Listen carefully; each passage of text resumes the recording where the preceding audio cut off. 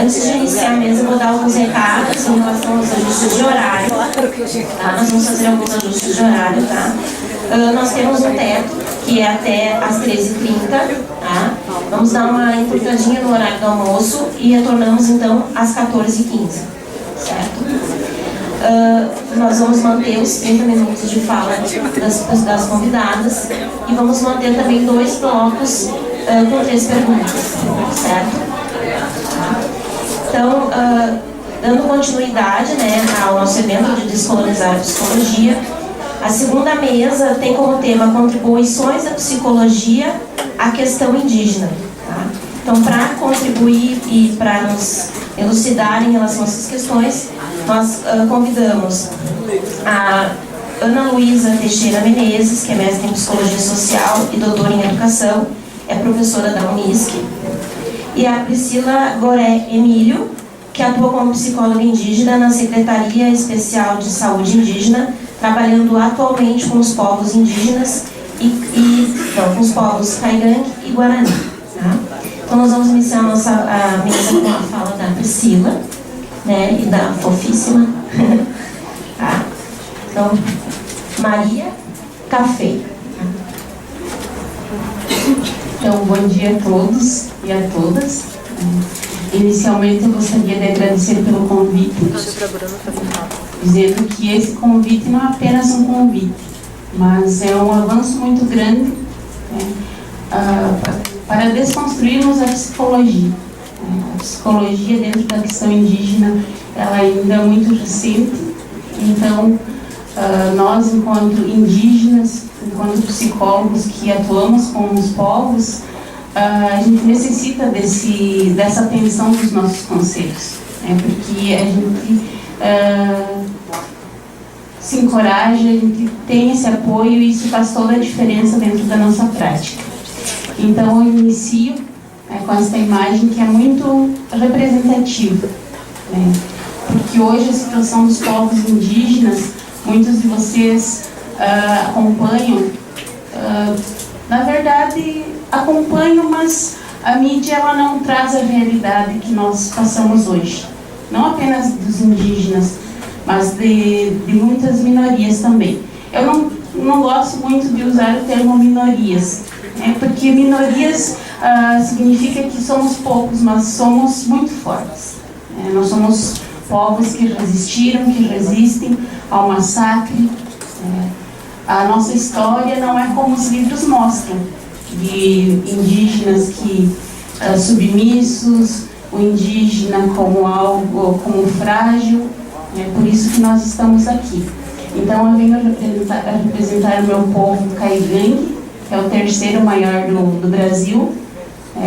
Muitos dizem que os indígenas já estão terminando, não tem mais índio. Isso é totalmente mentira. Uma prova que eu estou aqui, por isso eu trouxe minha filha também. Porque além de ela ter a vivência, eu tenho a responsabilidade de ensinar para ela a minha cultura. A minha cultura e a força da mulher que existe em cada uma de nós. Porque existe um preconceito muito grande em relação à mulher e isso triplica quando a mulher é indígena, quando a mulher é negra. Então, nós sentimos na pele todo dia. Então, eu inicio com essa imagem dizendo que vidas indígenas importam. Qual que é a minha responsabilidade? Por que estudar a questão indígena? Eu nunca vou trabalhar com índio. O indígena não está somente na aldeia mais. A sociedade está se transformando e as nossas comunidades indígenas também. Porque uma forma de luta e resistência hoje é tu ir atrás dos seus direitos. Porque, infelizmente, todos acompanham, nós temos um governo que ele demonstra o ódio, e os nossos direitos eles são constantemente ameaçados.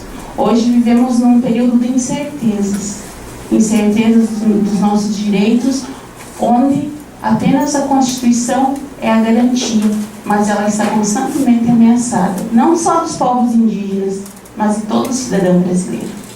Então, a nossa luta também é por políticas públicas, que estejam de acordo com as nossas necessidades, não vindas de cima, fazendo com que as comunidades aceitem.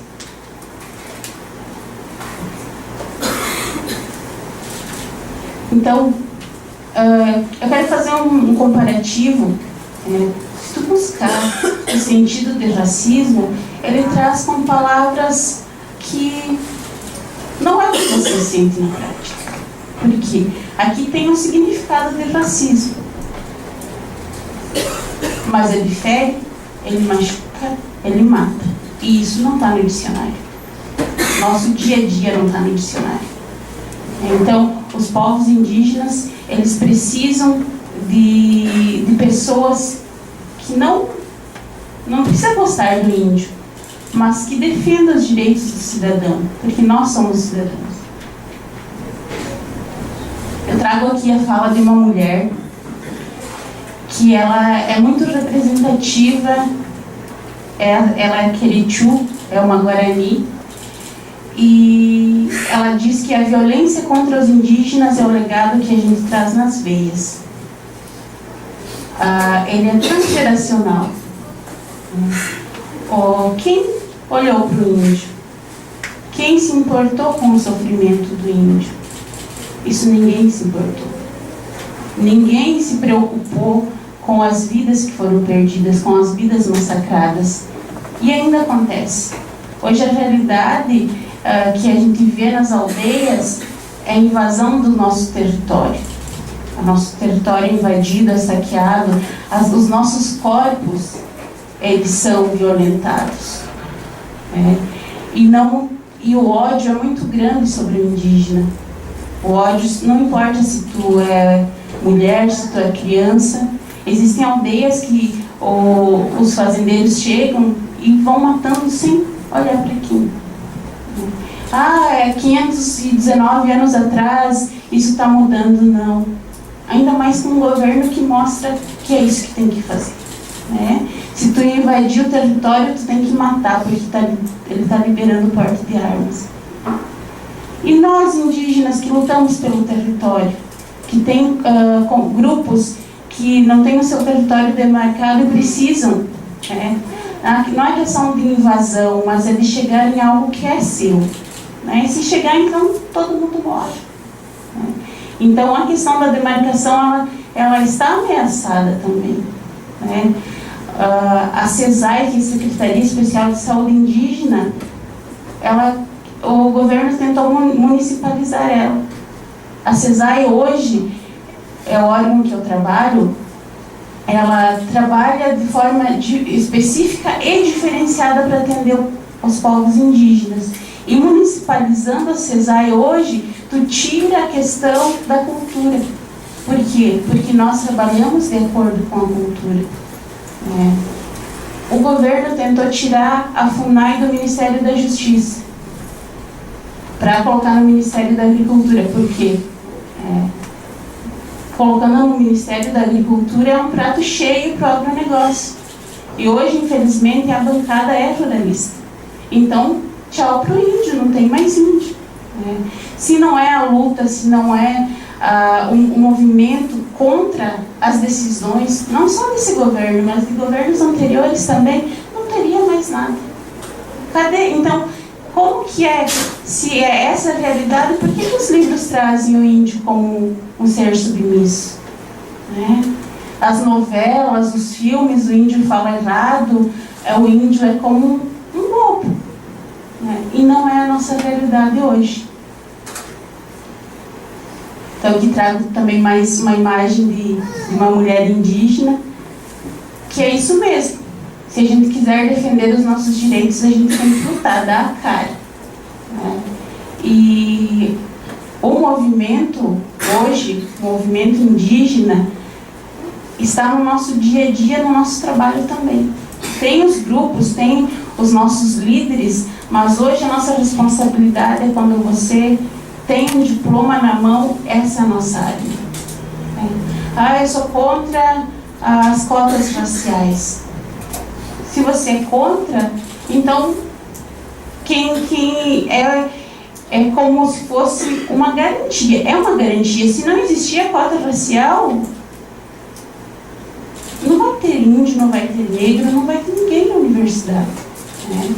Então ela é sim uma garantia que nós temos que defender. Não é questão, é quem tem mais conhecimento, quem tem menos conhecimento. Hoje nós temos índios doutores, temos negros doutores, temos mestres em educação, temos na área da saúde, temos muitas pessoas capacitadas. Eu entrei numa universidade, eu tenho meu diploma porque eu ganhei bolsa do ProUni. E eu não me acho menos que ninguém, porque eu tive bolsa, porque eu ganhei uma bolsa.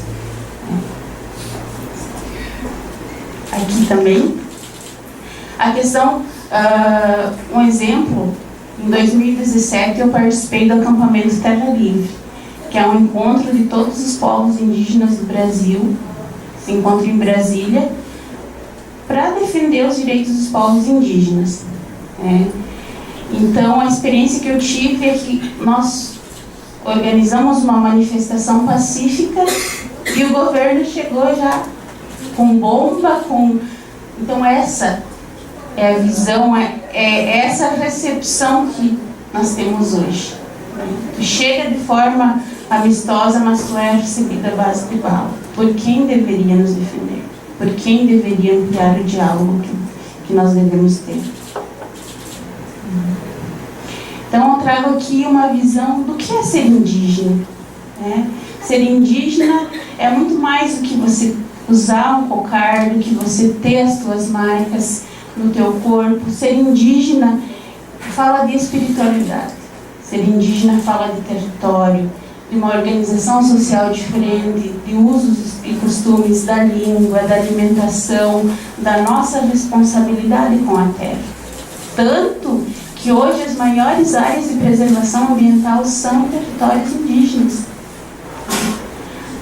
Não é uma questão imposta, é uma responsabilidade que nós adquirimos e que nós temos hoje, não só com os nossos povos, mas com toda a humanidade. Então, enquanto a discussão ambiental está no mundo inteiro, todo mundo preocupado que o planeta está correndo risco, o nosso país, que tem a maior área de preservação, quer destruir. Então, o que eu, enquanto psicólogo, tenho a ver com isso? O que eu posso fazer? Essa reflexão, eu não quero trazer respostas, mas eu quero trazer essa reflexão. A vida de mãe é assim mesmo. Então, a nossa relação é uma relação de diálogo, de vivência, mas a nossa situação é essa, de violência, álcool e drogas, suicídio. Então, isso acaba afetando a nossa identidade, isso é a consequência do racismo, é a consequência do preconceito, do ódio. Hoje, os nossos jovens se questionam, eu sou ou não sou índio? Por quê? Porque nós sofremos violência. Teve uma época que foi feio dizer que você era índio, que foi proibido você falar a tua língua, que você deveria ser inserido num contexto que não era o seu. Hoje, as mesmas pessoas que violentaram, que disseram que era feio, dizem que se você não falar a tua língua, você não é mais índio. Se tu não disser que tu é índio, tu não é mais índio. Se tu não viver dentro de uma aldeia, tu não é mais índio. Mas espera lá, as pessoas, vocês não falaram isso, mas por que estão falando agora? Então, hoje nós temos um grande índice de álcool e drogas dentro das nossas aldeias. O suicídio está crescendo, porque não tem quem olhe para o indígena, quem veja o seu sofrimento, porque é um sofrimento que passa de geração em geração. Você carrega as marcas do preconceito e do ódio. Então, a gente está aqui para fazer a diferença. E essa discussão sobre o suicídio, sobre a violência, eu quero fortalecer hoje para nós estarmos conversando sobre eles. A divisão das responsabilidades, então, que a gente espera que as 3 esferas elas se preocupem com o índio. Governo federal, governo estadual, governo municipal, criando políticas públicas que atendam às necessidades dos povos indígenas. Mas, infelizmente, muitos municípios não consideram o índio munícipe. Hoje, a nossa principal dificuldade é que o município veja que o índio tem direitos, e que não é responsabilidade apenas da CESAI e da FUNAI. Quem sabe aqui qual que é a responsabilidade da FUNAI? Quem sabe aqui qual é a responsabilidade da CESAI? Então, infelizmente, quem abraça a causa indígena é que acaba conhecendo, acaba vivendo isso. Falando sobre a psicologia, então, os povos indígenas, a atenção psicossocial indígena visa trabalhar de forma específica e diferenciada de acordo com as especificidades de cada povo e território, adequando assim um trabalho a partir da cultura indígena e que a população seja ouvida. Ocorre um trabalho de matriciamento dos profissionais e atuação direta com a população indígena, priorizando ações preventivas, mas sempre zelando pelo cuidado das demandas específicas da área. Ou seja, a gente tenta quebrar aquela psicologia que é só do consultório, ampliando o olhar do profissional. Ampliando esse olhar, entrando, como esse evento diz, né, que a gente tem que descolonizar o nosso olhar, o nosso pensamento sobre o povo. Então, ouvindo o indígena, ouvindo as suas necessidades, e não apenas que o indígena absorva tudo e ele não tenha o direito à voz. Aqui tem umas políticas públicas, né? Tem um incentivo estadual que ele repassa um dinheiro para os municípios para atender as questões de saúde, mas a nossa realidade é que muitos municípios se negam em trabalhar com essa portaria. Então já tem um dinheiro destinado, né, para incentivar ainda mais, e tem muitos municípios que ainda eles não concordam. Então tem uma outra portaria também, ela é de 2017, ela altera a portaria de consolidação, né, número 6, do Ministério da Saúde, de 28 de setembro, para redefinir os critérios para o repasse do incentivo para atenção especializada aos povos indígenas. Então, o que essa portaria visa trabalhar? Não a todos os estabelecimentos que atendem a população indígena, que o indígena não apenas venha até o estabelecimento, mas que o estabelecimento também possa ir até o indígena, criando ações, criando possibilidades de atendimento ao índio e não apenas o contrário.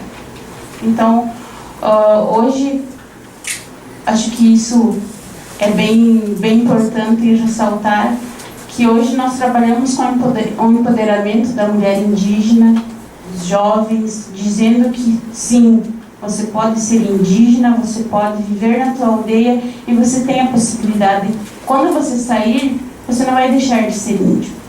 Então hoje tem um trabalho muito bonito com os jovens, com os idosos, trazendo a importância do velho para nossa luta, né? Os grupos de medicina tradicional também. E a gente tenta também trazer um olhar para as pessoas com deficiência, porque também são vítimas de um preconceito muito grande por terem deficiência e por serem indígenas também. Eu quero trazer aqui um vídeo que ele é muito importante para nós repensarmos a questão do suicídio dentro dos povos indígenas.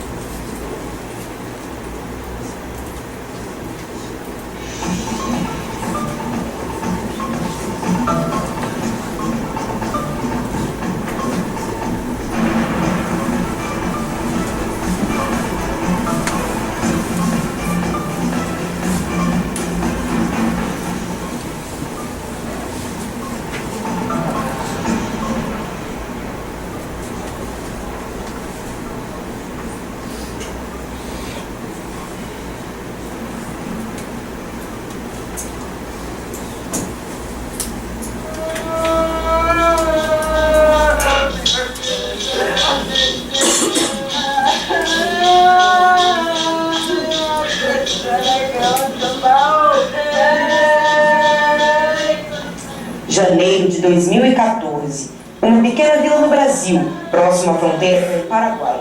O indígena adolescente chamado Detson se enforcou. Ele tinha 15 anos de idade. Um momento que vários que eu conhecia, meus amigos, sem autonomia, sem felicidade, sem condição lá. Então ele acaba pensando em morrer, né? Aparentemente, não há um motivo para um adolescente jovem saudável como Detson cometer suicídio, mas o ato vem se tornando tendência entre seu povo, o povo Guarani, o maior grupo étnico indígena no Brasil, que hoje conta com aproximadamente 45 mil índios.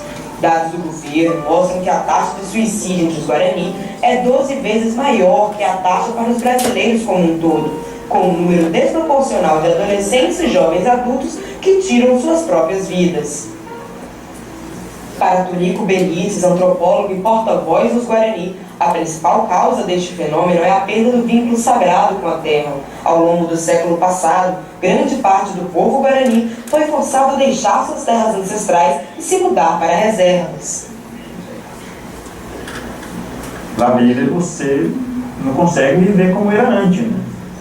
Então essa saudade da área antiga, a forma de se viver lá, essa saudade de lugar bonito, liberdade, autonomia que se tinha lá na área, no reserva você não consegue. Então o suicídio é uma forma de você não aceitar aquele lado. Outra causa para o suicídio, segundo a antropóloga Maria de Lourdes de Alcântara, é o peso do preconceito contra os Guarani. Esses jovens estão entre culturas, eles estão negociando um diálogo cultural com a sociedade do entorno. A sociedade do entorno é extremamente preconceituosa. De acordo com dados oficiais, atormentados por depressão, alcoolismo, pobreza e violência, cerca de 500 índios Guarani cometeram suicídio na última década. Outros deixam as reservas para viverem à margem da pobreza, dentro ou na periferia das cidades. Quando eles voltam para a aldeia, também eles não têm um lugar de pertencimento, porque a família extensa está fragmentada. Então, esse não lugar é que eles estão. O desespero com a perda de terras é o resultado de uma luta cruel e muitas vezes mortal que ocorre em grandes extensões de terra no Brasil. Tonico trabalha com as comunidades Guarani no Mato Grosso do Sul, um estado vasto e fértil na região centro-oeste do país, que concentra grande parte dessa luta. De um lado estão os agricultores, que se mudaram para as terras indígenas e nelas cultivam, muitas vezes há décadas, e do outro, o povo Guarani, como Tonico, que estão em campanha para recuperar a terra perdida. Por causa dessas atividades, ele diz que já foi ameaçado várias vezes durante os últimos anos. No meu caso, ele me persegue criando uma pressão no celular. Ele manda uma mensagem, não fica se envolvendo nessa luta pela terra, porque logo você vai morrer. E eu também já passei várias vezes, 3 vezes, por exemplo, eu estava na beira da estrada esperando, aí vem um caminhão com alta velocidade e desvia em direção, e você tem que pular ou se acertar e mata. Depois justamente depois fala que é acidente, mas não é. Ele diz que os agricultores, pecuaristas e justiceiros estão por trás dos ataques. E começa a queimar a barraca, queimar a pessoa, e prender e usar bala de borracha e torturar o braço e a perna das pessoas. A violência começou após o fim da ditadura militar no Brasil, na década de 1980, quando o governo finalmente reconheceu os direitos territoriais indígenas e, em 1990, começou a demarcar oficialmente a terra como pertencente ao povo Guarani. No entanto,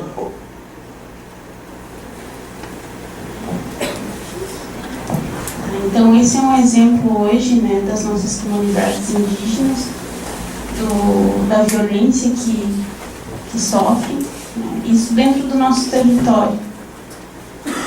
Além da violência que nós sofremos nas universidades, no comércio, hoje nós temos municípios que eles são quase praticamente 90% da comunidade indígena, que são os lugares mais preconceituosos que a gente vê que existem.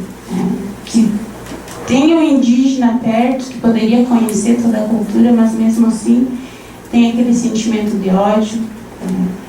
Por que índio tem tanta terra se não produz? A gente não quer produzir, a gente não quer ser igual ao não indígena, a gente quer ter a nossa cultura, quer ter o nosso território para a gente dar continuidade ao nosso conhecimento tradicional, aos nossos costumes, aos nossos rituais. Porque hoje uma explicação que a gente encontra para o suicídio e as causas que levam a ele é quando você deixa a tua cultura e tu começa a viver outra, só que você não tem uma aceitação daquela, porque ela foi imposta para você. Então a gente sabe como vive o não indígena, o branco, mas o branco não sabe como vive o índio.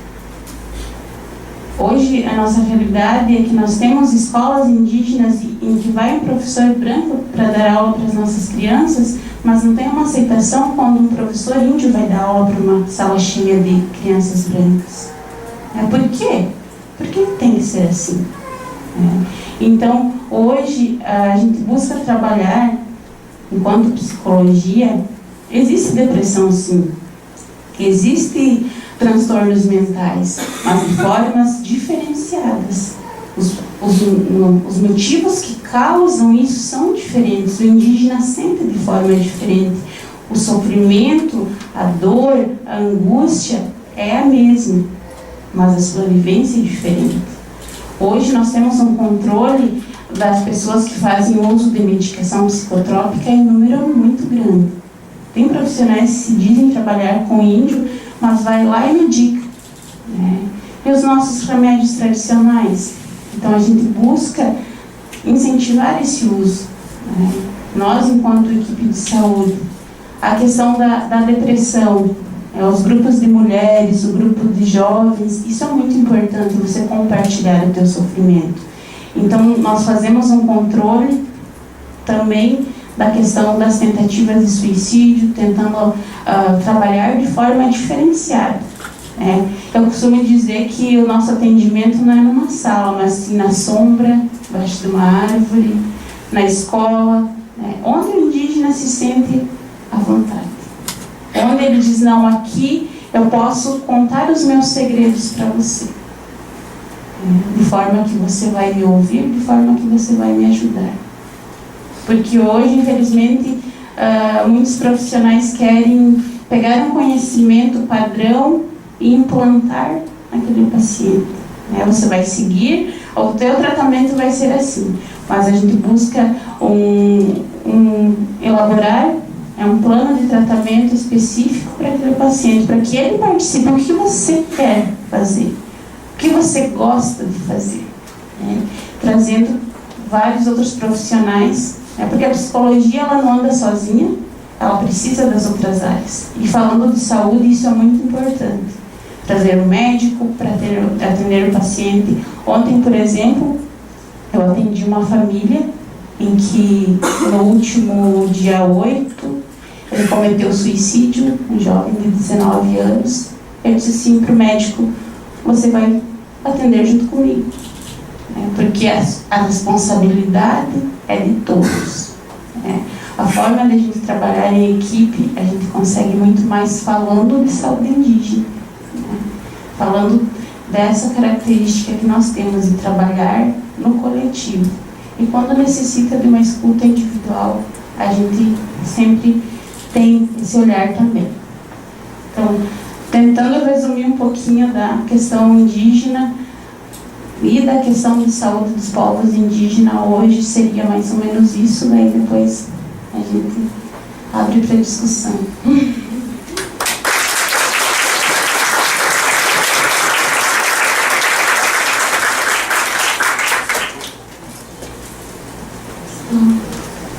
Dando prosseguimento, nós então passamos para a fala da Ana Luísa.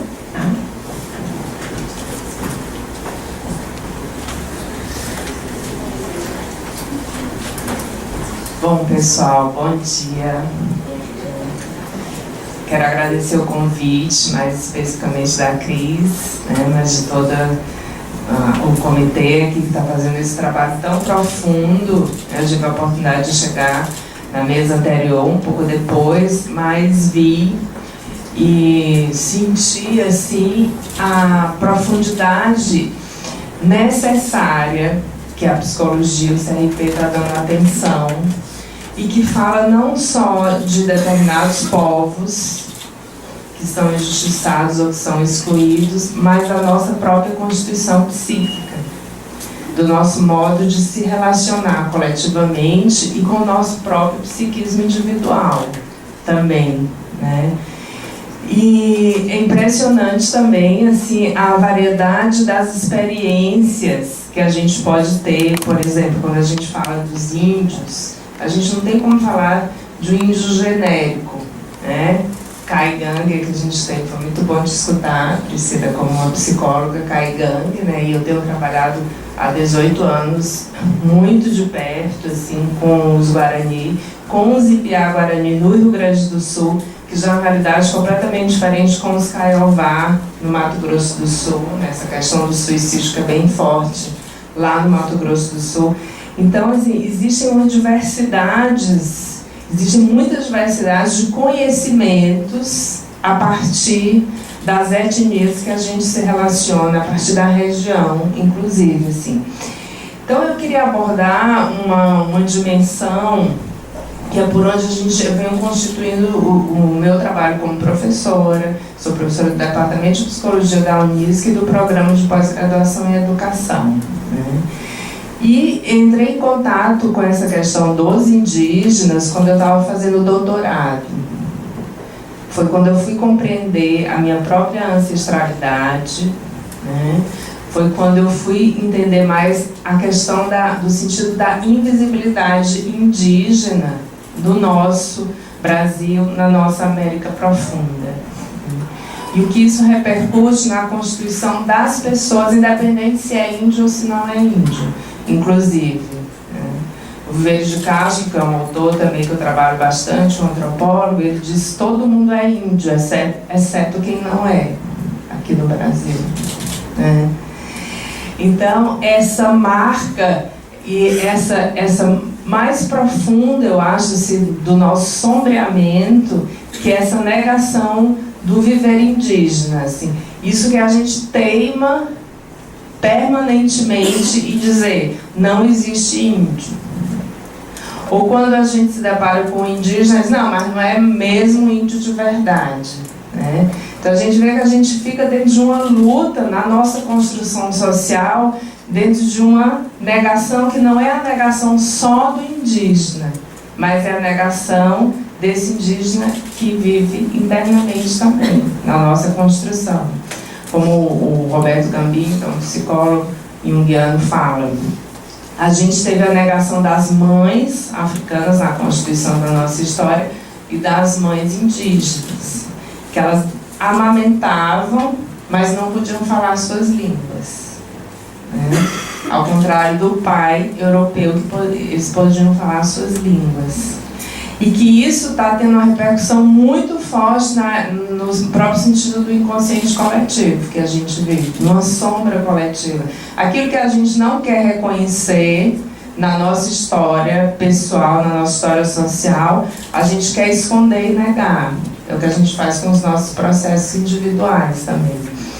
Então, nesse sentido, a gente tem trabalhado na Unisc, não numa dimensão daquilo do que a gente vai ajudar os indígenas, não numa dimensão daquilo que a gente vai fazer pelos indígenas, mas fazendo toda uma sistematização e um diálogo também epistemológico de um reconhecimento de que ali tem um conhecimento, que é um conhecimento popular, mas também é um conhecimento que dialoga de uma forma muito profunda e às vezes muito mais sutil no sentido da sua riqueza com o conhecimento científico e o conhecimento acadêmico.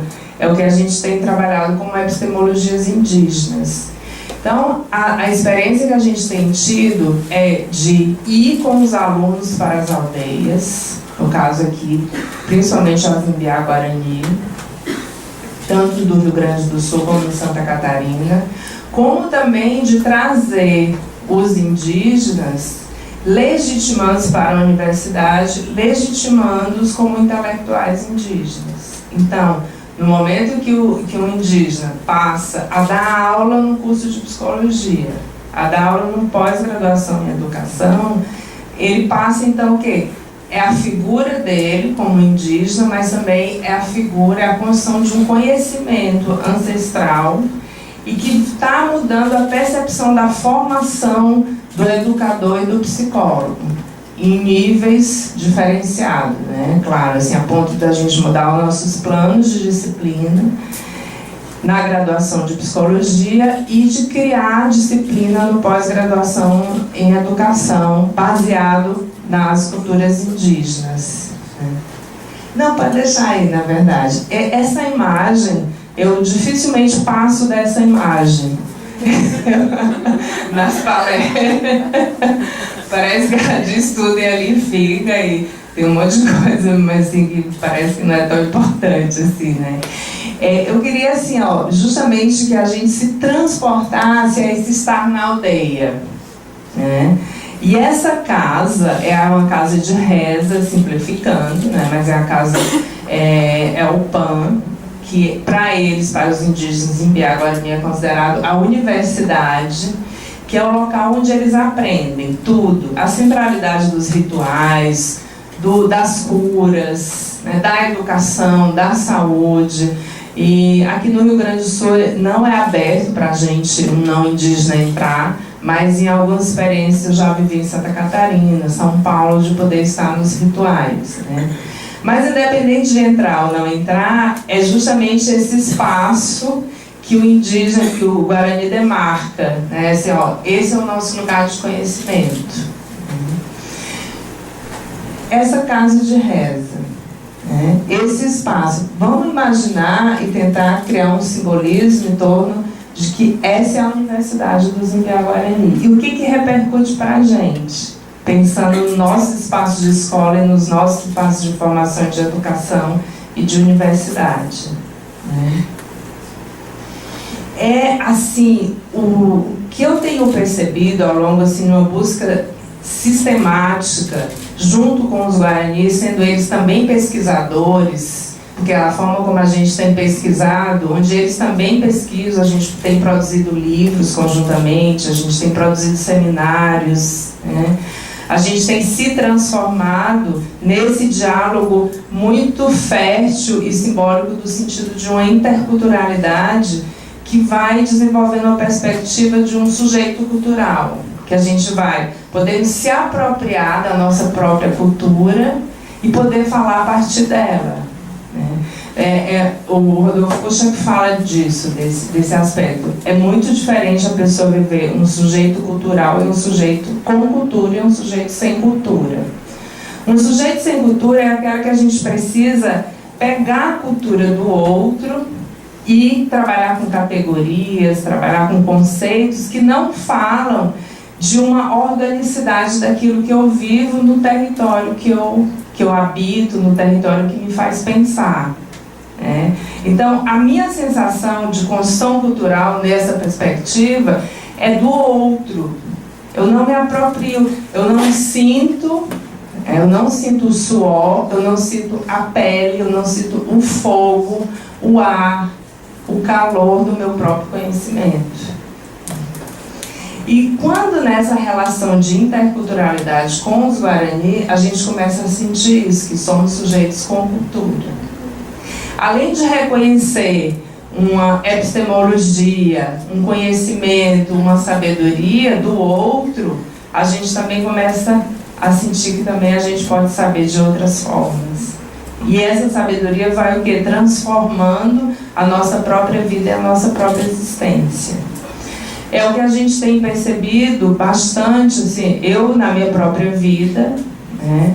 E também dos meus alunos que eu acompanho, de mestrado, de doutorado, dos alunos da psicologia. Dentro disso, trabalhar com os povos indígenas precisa da gente, assim, o que eu estou chamando, assim, e desenvolvendo, é um perspectivismo psíquico. É uma outra compreensão, porque senão o papel nosso diante de um aldeio, diante de como a gente interpreta, até a própria questão do racismo, do preconceito, pode ser de colonização. Se a gente não mudar, olhar para o outro, viver com o outro a partir de uma outra perspectiva. E essa noção de perspectivismo, ela é inspirada a partir do Viveiro de Castro, que fala que nas mitologias ameríndias, o humano pode se transformar num animal. E não o animal se transformar no humano, como a gente pensa dentro da nossa categoria evolutiva. Dentro da nossa categoria, é assim, animal, humano e a gente como sendo o ápice do desenvolvimento. Numa visão perspectivista, o ser humano, ele pode se transformar no animal. E o animal pode estar olhando para o ser humano como um ser humano, o animal sendo um ser humano, e este olhando para o ser humano como sendo um animal. Olha só a diferença e o que isso é dentro de uma produção de uma subjetivação na relação com a natureza. Isso rompe toda uma lógica antropocêntrica que a gente vive, a gente como sendo o ápice e a gente se debatendo entre a gente mesmo, que é o que a gente vê, nessas categorizações históricas que a gente vai vivenciando na pele e criando também na academia, nessas exclusões, nessa forma de não sentir a vida de uma forma inteira, e a gente precisa colocar no outro essa não inteireza. Por excluir muitos aspectos da nossa própria existência, a gente precisa excluir o outro, quer seja um índio, negro, quer seja um branco. A gente vai se relacionando nessa díade, que a gente sente como vocês, e a gente sabe como vocês bem, a gente discutiu antes dessa mesa, assim, uma coisa na pele que gera marcas. E, então, trabalhar com os indígenas é mudar, é repensar a nossa lógica capitalista. Eu vi as cenas, que a Priscila trouxe, e fiquei pensando, e os Guarani sempre dizem isso acontece há mais de 500 anos. Às vezes a gente pensa que é uma coisa de agora, Os Guarani dizem assim, há mais de 500 anos a gente vive assim, e a gente é forte, e a gente resiste, a gente existe. Ao mesmo tempo, eles nos dizem assim, que existe uma outra forma de se organizar na nossa sociedade, que é capitalista, que não seja através do capitalismo. Porque a gente não tem isso no nosso... Parece que até no nosso gene a gente já não tem mais essa noção, essa experiência. E os Guarani dizem assim, olha, eles não têm propriedade privada, de lucro.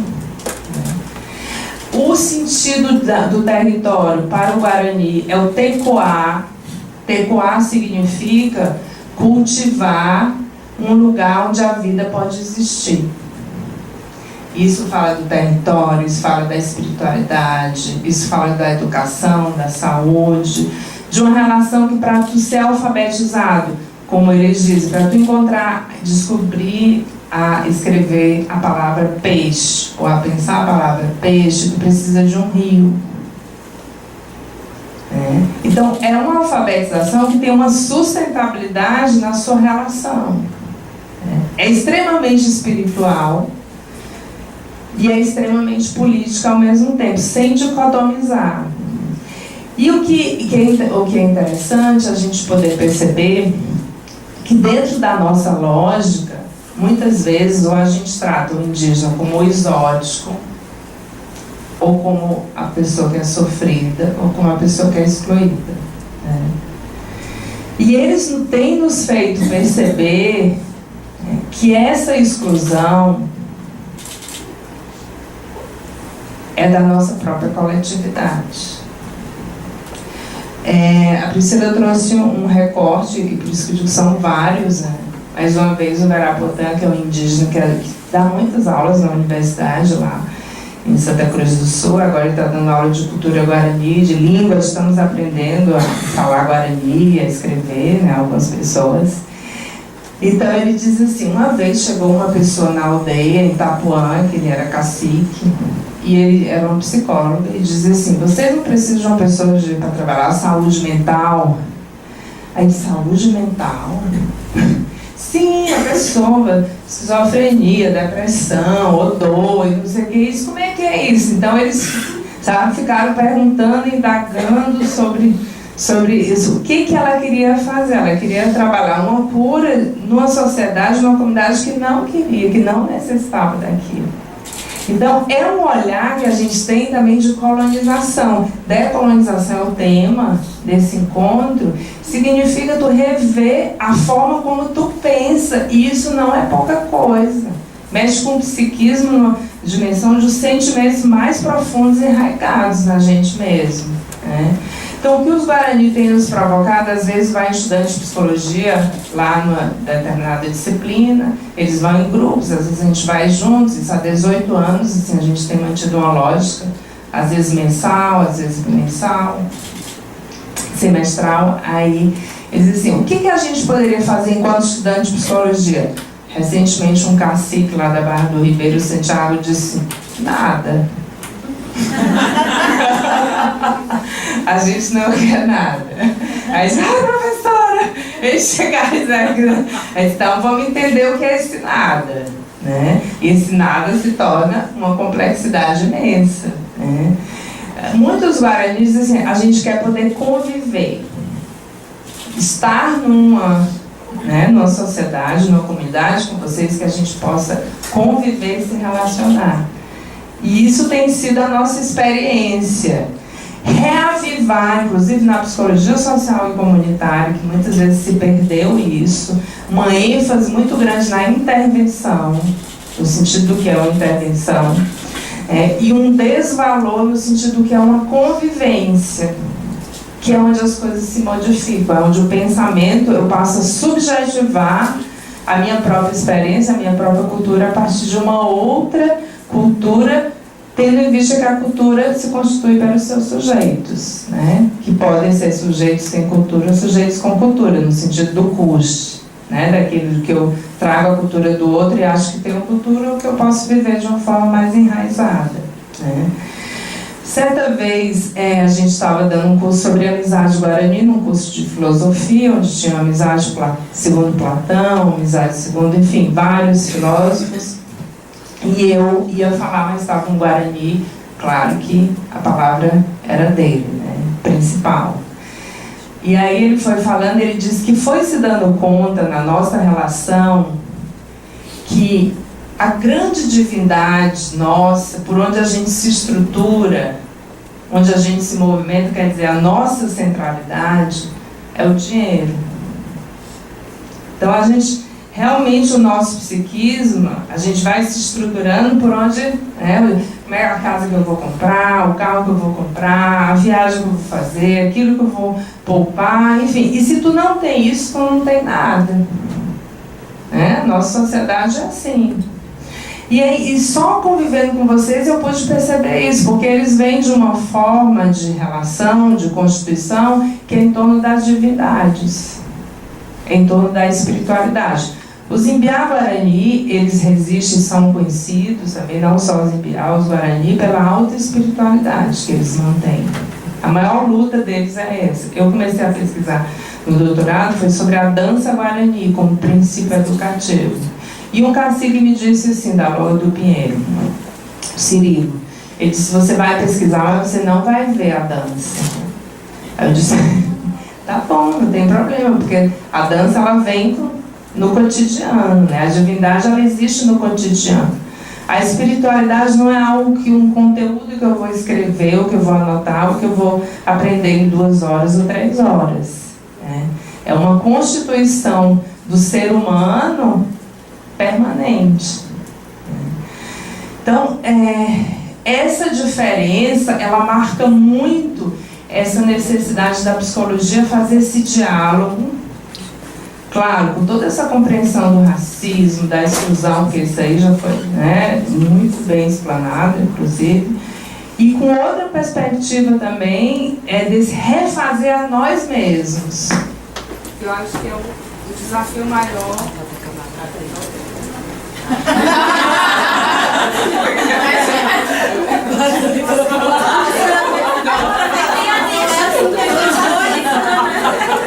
Mais sutil, né?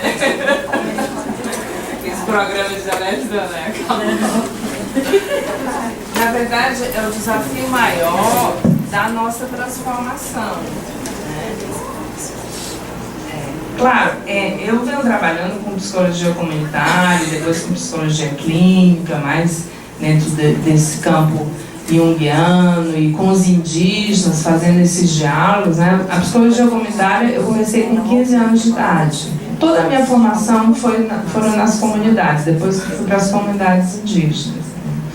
Então fui percebendo que, na verdade, eu estava nas comunidades, e um psicólogo também, trabalha isso teoricamente, é como uma construção que a gente precisa fazer a partir da gente mesmo. Vocês podem observar, a gente pode ter 2 pesquisadores no mesmo campo, né? Mas cada um vai trazer aspectos completamente diferentes. Então eu nunca vou falar a verdade do outro. Eu nunca vou falo muito, toda a minha vida agora nesses 18 anos tem sido conversar com e sobre os Guarani, né? E constituir isso no meu modo de existência, tudo. Mas eu nunca vou falar sobre uma verdade dos Guarani, porque só eles vão poder falar, né? Então eu falo a partir de uma relação intercultural que eu estabeleço é a partir de uma relação da minha própria mudança, de um pensamento. Então o pensamento perspectivista, ele passa por de uma interculturalidade, mas ele passa também de uma mudança antropocêntrica para uma mudança biocêntrica. Como é que a gente, na nossa sociedade, vai perceber que eu posso me relacionar com uma pedra e que ela é sujeito? Um rio, ele é sujeito. Um passarinho. Ontem mesmo a gente conversando no pós-graduação com um Guarani, ele falava isso e uma menina ria, desesperadamente. Sem compreender que razão é essa, que lógica é essa. É como se ele, no entendimento dela, no meu entendimento, é como se ele estivesse falando de uma simplicidade, um pensamento simples, pouco aprofundado, e ao mesmo tempo era o contrário, é a alta complexidade. Porque quando tu percebe que o outro é sujeito, que a natureza é sujeito, tu percebe que tu não tem a força de controlar um caminho na vida, né, enquanto ser humano, mas que tu precisa te relacionar, e tu te relaciona na relação de medo, na relação de respeito, numa relação de diálogo. Claro que o diálogo não é, Pedro, eu estou conversando contigo, isso tu pode até falar dessa forma também, né, ou escutar um passarinho falando contigo, dentro de uma experiência mais luminosa, uma experiência espiritual que te abre um campo de percepção e de entendimento da tua vida e da própria vida. Mas é uma relação de perceber que aquele passarinho, ele é um sujeito e eu preciso me relacionar, criar códigos de existência com ele, de coexistência. 10 minutos ainda? Ah, porque era 10 antes, não? Ah, tá. Então tá. É essa dimensão de coexistência que é o que eu estou chamando de perspectivismo psíquico. E que os Guarani têm trazido para a universidade. E mudado a concepção de consumo de algumas pessoas. Uma estudante minha de doutorado, que pesquisa com eles desde o mestrado, ela diz assim: eu consumo muito menos depois que eu me relacionei com os Guarani. Eu vi uma transformação profunda e uma perspectiva de poder compreender o que estamos fazendo aqui no mundo, o que estamos fazendo na Terra, o que estamos fazendo no nosso contexto, né? Que aí, eu já vou também finalizando, mas fala daquilo que é o essencial para eles, que é a nomeação, é o nome de cada um. A gente ganha o nosso nome, eles dizem geralmente, o mais bonito, né? Ou aquele que tem um sentido. E aí tu ganha o teu nome, o pai e a mãe. Eles são nomeados a partir de 1 ano de idade. Não o nome em português, mas o nome em Guarani. Porque cada nome vem de outra divindade, são 4 divindades maiores. E cada uma, eles estabelecem um diálogo de subjetivação com essas divindades.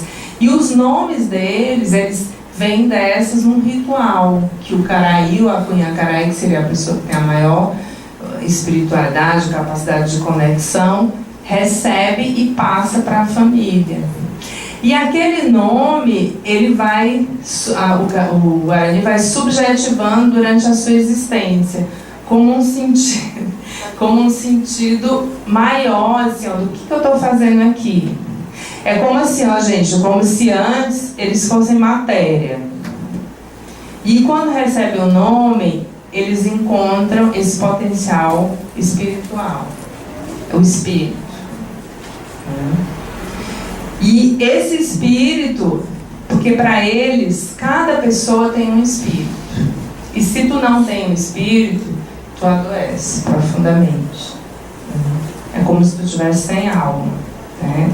Que é o que a gente vê muito na nossa sociedade.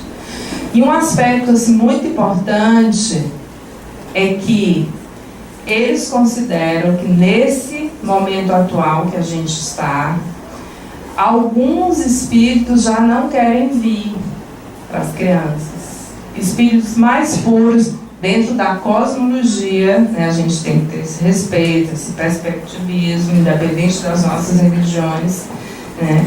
Então esse espírito não quer vir. Isso é muito grave. Um espírito, uma criança que não vai receber um espírito para os Guarani. Para a gente, não sei, né? Eu considero grave também, pela minha compreensão, pelo que eu venho aprendendo. Então, nesse sentido, é que cada um de nós, para além dos Guarani, na convivência com eles, a gente está amplificando o sentido da nossa própria existência, da tarefa de cada um no mundo, do compromisso com a palavra. A palavra para o Imbé Guarani é uma palavra alma. É uma palavra que emerge da minha própria verdade, da verdade de cada um, e ela tem um compromisso, ela tem uma linguagem, né, de manter a pessoa em pé e de ajudar com que as pessoas se mantenham em pé. Encontre a sua palavra alma. E o seu nome é a palavra alma, ao mesmo tempo que é o espírito, é a palavra alma. E aí foi que também eu fui redefinindo muitas coisas na minha vida, mas o meu próprio sentido de ser educadora e de ser psicóloga. De compreender que uma sala de aula, com todos os conteúdos que a gente tem que passar, um espaço de clínica, um espaço de construção comunitária, coletiva, começo de grupo, é um espaço de ajudar as pessoas a que elas encontrem a sua palavra alma. E assim possam ter uma ressonância profunda para você mesmo, naquele espaço que preenche aquele vazio que a gente vai sentindo diante da nossa própria vida, diante da vida do outro, diante da vida do coletivo, como se não tivesse mais referência, né? E aquilo se enche de plenitude de interesse.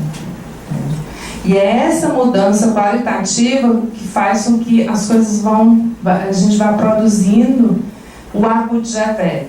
Eu já vou explicar o que é, já vou terminando também. Quer seja na escola, quer seja no ambiente onde tem muito ódio, onde tem muita mágoa. O arco de Jevete é uma saudação. Não uma saudação qualquer. Oi, tudo bem, tchau, não. O arco de Jevete é desejar para você que você desperte o que tem de melhor em você mesmo.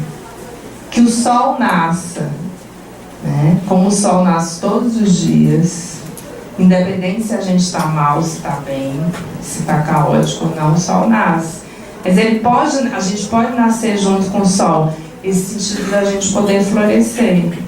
Essa é uma palavra importante, uma contribuição que eu tenho percebido, trazendo muitos aspectos, inclusive da mitologia guarani para o ambiente da clínica, para dar sentido ao adoecimento individual e coletivo que a gente está vivendo e para o próprio espaço também educativo. Então, o que eu queria terminar agora é que a gente possa, todo mundo aprender essa palavra, né? E que essa palavra tenha alma e que a gente possa encontrar a nossa palavra alma. Tá? Então, eu vou falar de novo para a gente poder fazer. Vamos levantar para a gente poder fazer nossa saudação aqui. Ajudando também a ressignificar toda essa potência, essa profundidade que a gente está se propondo. Então a palavra é, aí eu vou falar, a gente repete, depois a gente fala mais como um ritual. Agudjevete. Ok. Então, só para intensificar mais essa capacidade da gente poder se vincular e se relacionar, eu vou pedir que a gente dê as mãos, quem estiver próximo.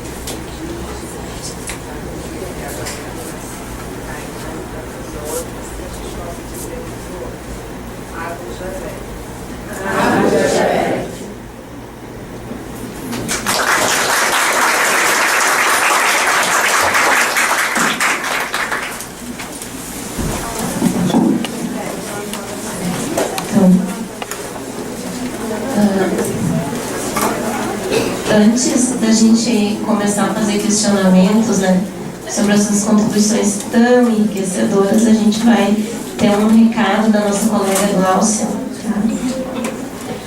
Entendi por que eu tenho que dar um recado dele.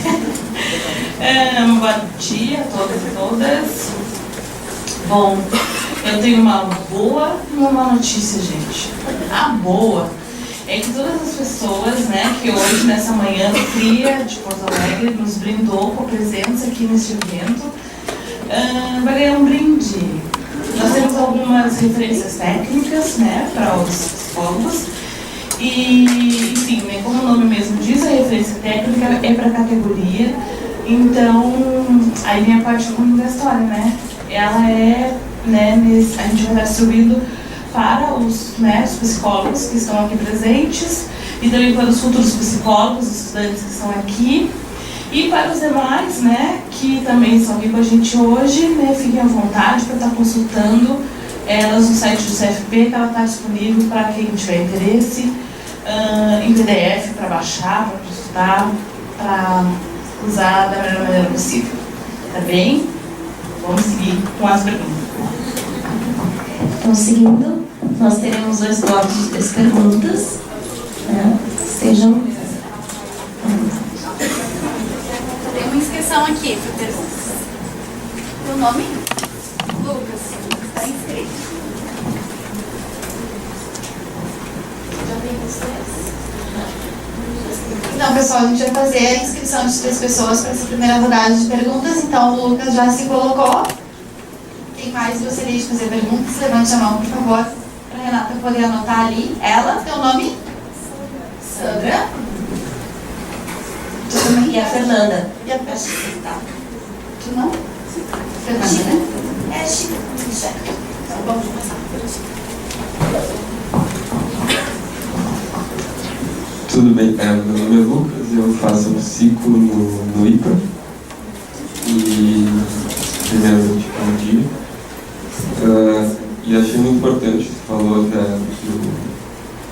aspecto de descolonizar, né, o nosso pensamento. E eu queria trazer um filme que não sei se alguém já viu, O Abraço da Serpente, que acho que fala bastante do que tu falou, né? Mas eu queria fazer uma pergunta para vocês duas. Qual seria a maior contribuição da cultura indígena para nossos pensamentos da psicologia mais científico, né? Que infelizmente ou felizmente a gente tem nos dias de hoje? Seria isso. Obrigado.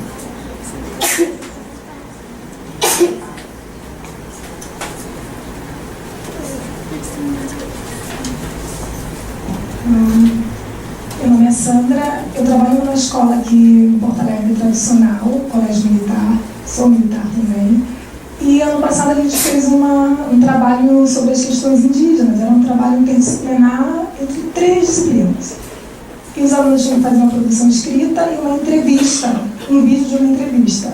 E eles entrevistaram um rapaz que trabalha ali na Redenção, no BRIC da Redenção, mas que fez a universidade, entrou para a URGS, e ele, nessa entrevista ele relata que, embora ele tenha entrado, ele encontrou um ambiente muito hostil para a cultura deles. Porque quando os professores corrigiam, e são palavras dele, né?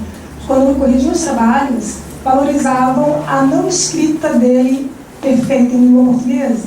Quando ele dava a opinião dele, valorizavam a não pronúncia correta ou tratá-los como bobo.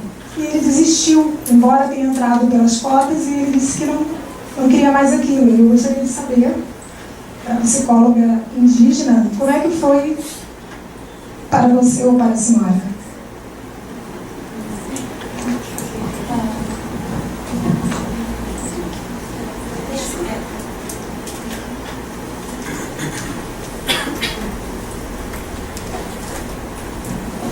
Então, bom dia. Eu faço parte desse núcleo de relações raciais há algum tempo e é um prazer te recebê-las, né, como um complemento assim, a temática étnico-racial. E desde 2014 eu venho me dando conta de várias questões, que foi quando eu realmente comecei a ter acesso a informações sobre as temáticas de direitos humanos, políticas públicas e relações étnico-raciais. Infelizmente, a legislação não é cumprida. Nós não temos acesso a informações e dados a esse respeito durante a formação formal básica e depois, então, durante a graduação, é mais raso ainda o que nós temos acesso, assim, quando temos. E o que eu venho notando é a necessidade de informação sobre as temáticas, para que, enquanto psicólogos e psicólogas, a gente consiga ter uma atuação que seja o menos racista possível, porque vai ser racista em algum nível. Eu gostaria de saber de ambas, assim, sobre o desafio que é falar a respeito de relações raciais, pensando na temática indígena, sem se tornar algo explorador, sem se tornar algo invasivo, né, em relação às tribos, sem reproduzir o que o colonizador fez durante muitos anos.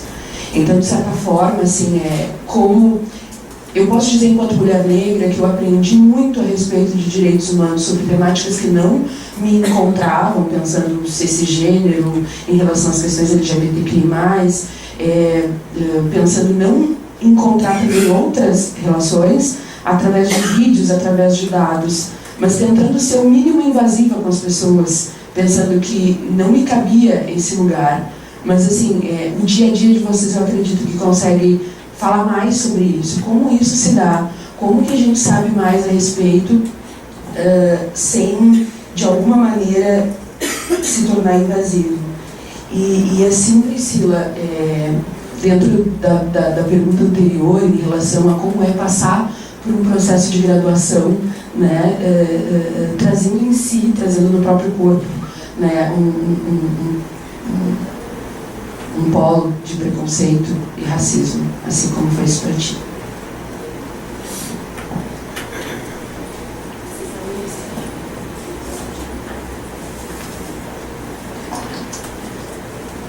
Acredito que a resposta para a pergunta do Lucas, né, ela seja muito simbólica, porque se tu for pensar qual que é a maior contribuição, né, da questão indígena para a psicologia, hoje nós temos, se falando de cultura, de etnia caigangue, o nosso maior líder espiritual, no mesmo papel do Caraí, no caso do Guarani, é o Cuiã.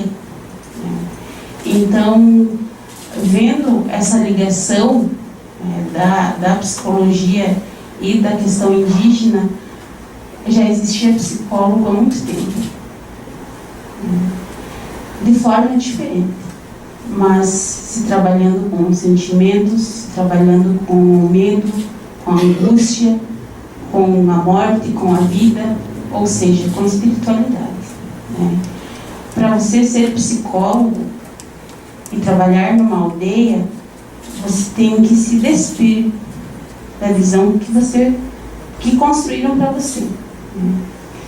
E o Cuiã, ele tem detenção do conhecimento espiritual, da orientação espiritual e da ligação com a natureza, com os animais, como foi colocado aqui pela colega, que você é humano e você tem momentos que você vai ser um animal.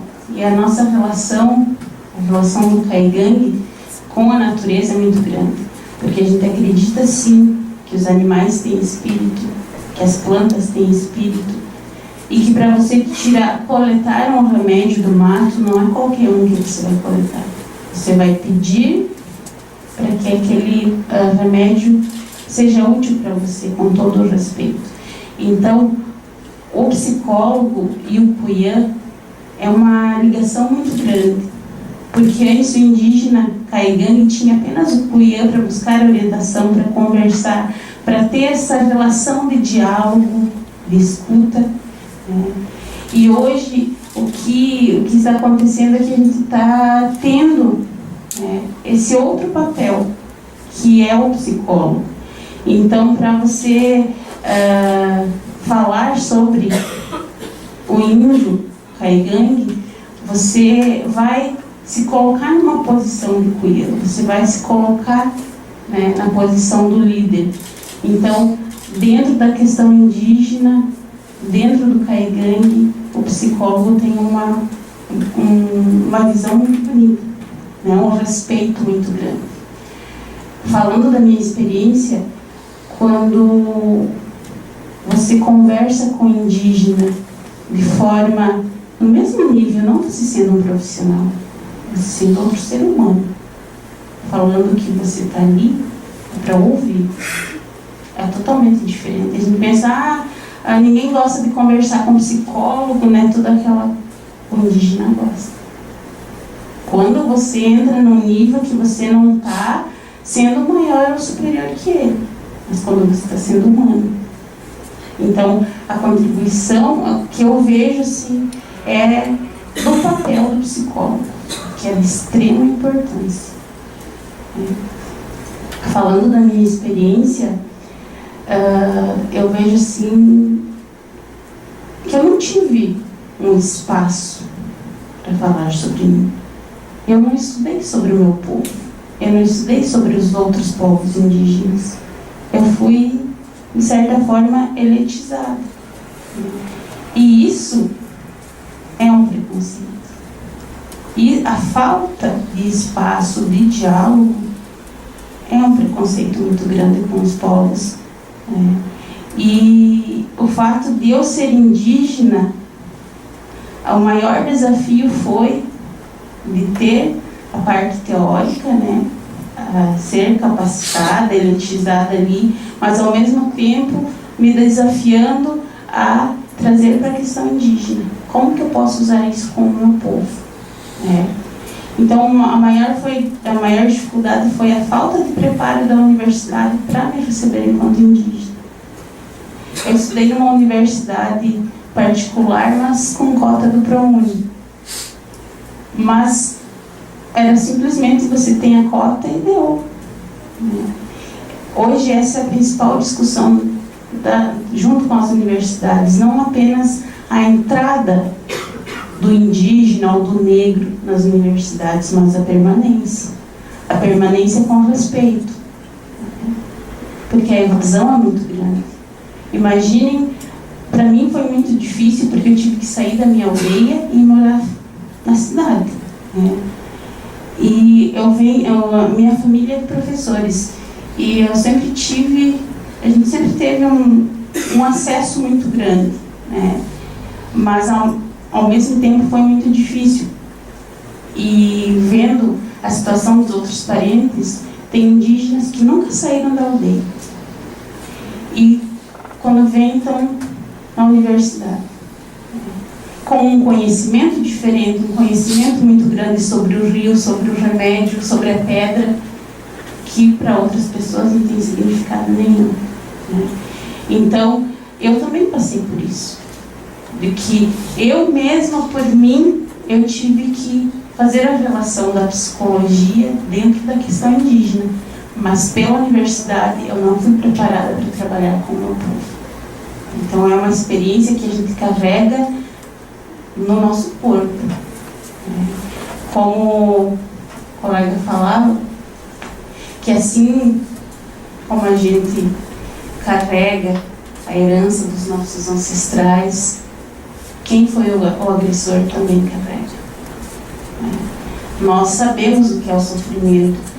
Você não precisa ter passado por aquilo, mas o fato de você ter vivido, convivido com os teus avós, com os teus tios, com os teus pais, você recebe essa herança, você já vem marcado, e o agressor também.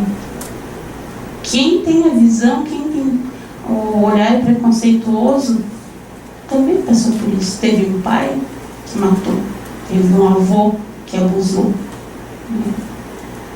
Então, a gente tem que manter o diálogo. A gente não pode impor. Por mais, eu vejo assim, que você impondo, você demonstra uma coisa que você não é. Porque nós somos resistentes, nós somos sobreviventes, com muita garra, com muita luta. O diálogo, não falando do território indígena, para ficar mais fácil de compreensão, a nossa discussão, o nosso problema não é com o indígena e o pequeno agricultor. Nós estamos falando de latifundiários, nós estamos falando de grandes fazendeiros. E quem deve manter, todos devem ter território, o indígena, o não indígena, o negro, todo mundo. Só que existe um sistema que bota essas pessoas em conflito.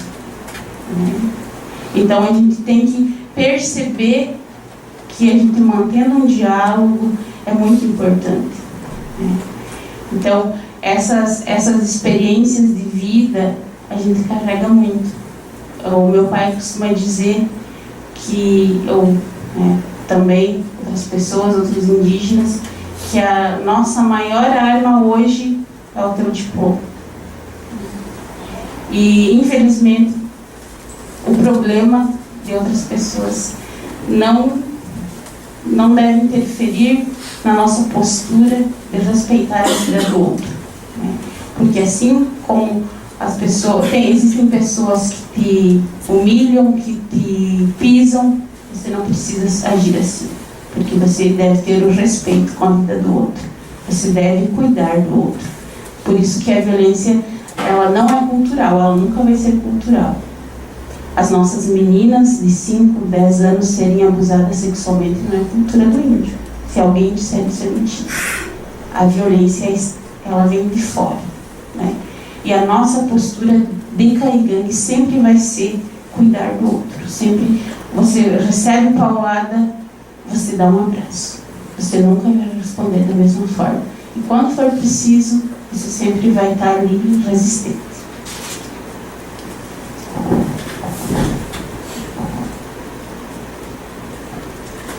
Lucas, são muitas as contribuições, né? Isso que a Priscila fala, por exemplo, do xamanismo, que nem deu tempo de falar aqui, né?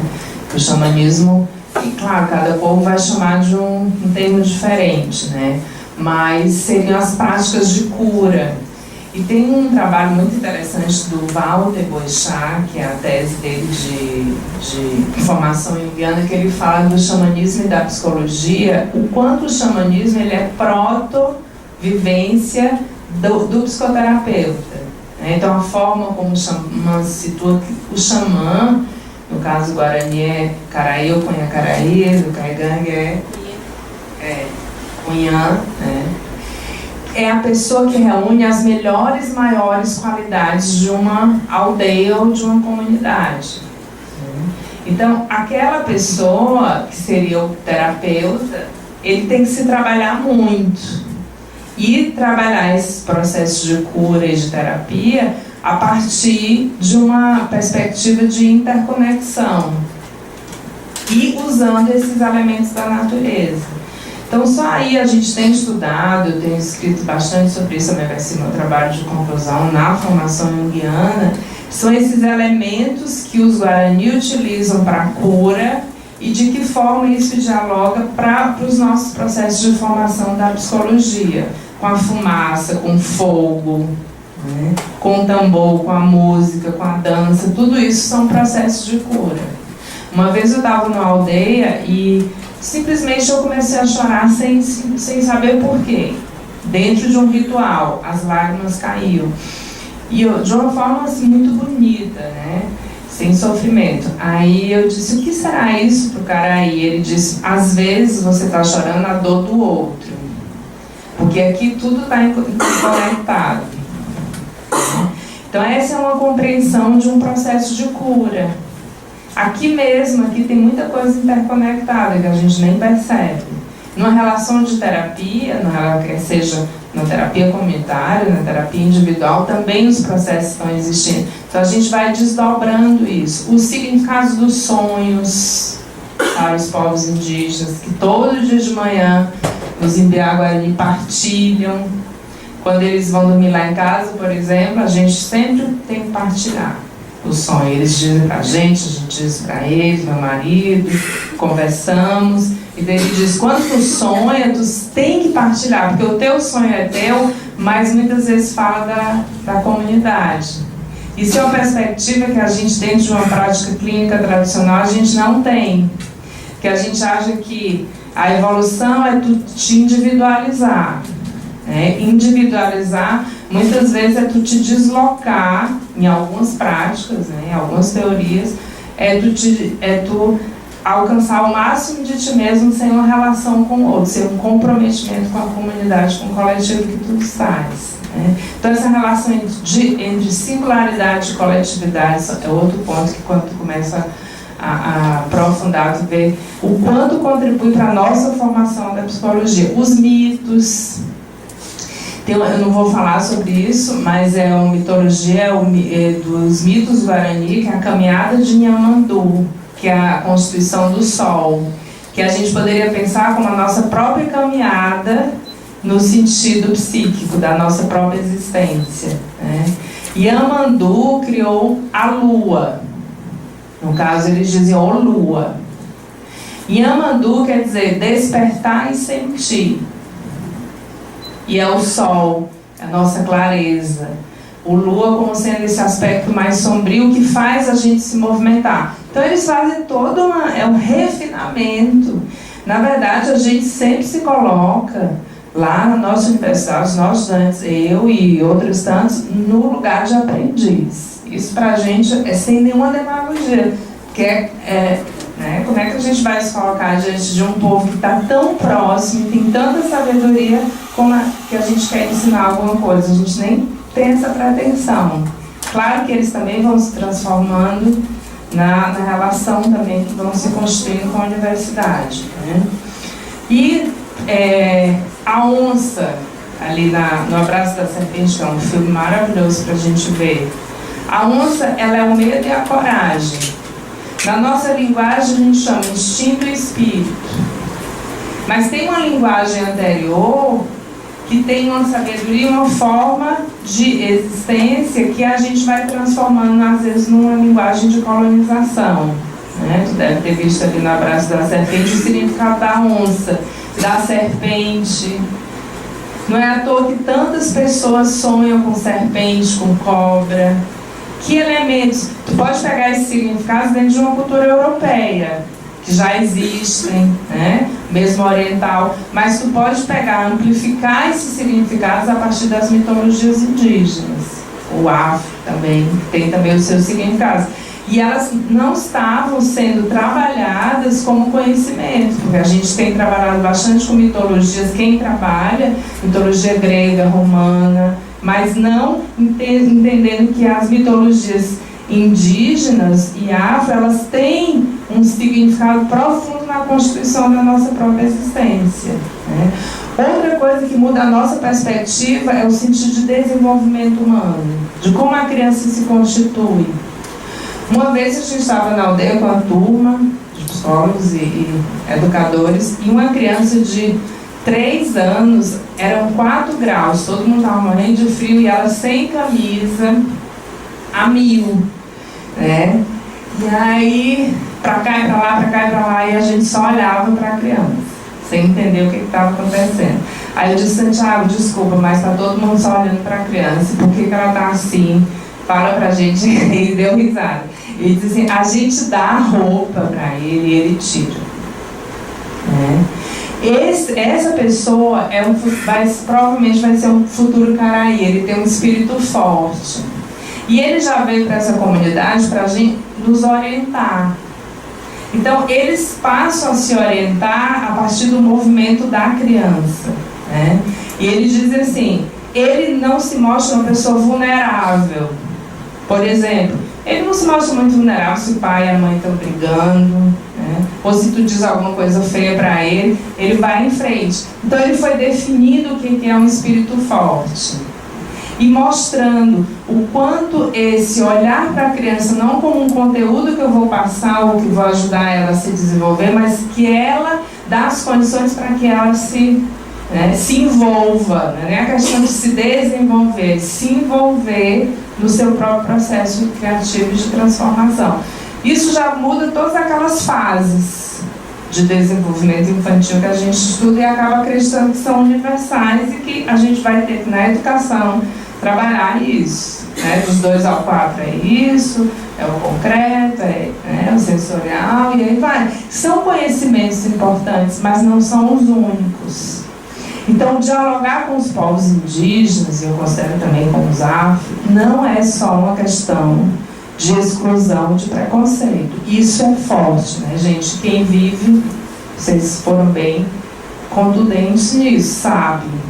Eu mesmo vivo um certo preconceito, eu acho até bom, né? Não me atinge tanto, mas preconceito é sempre...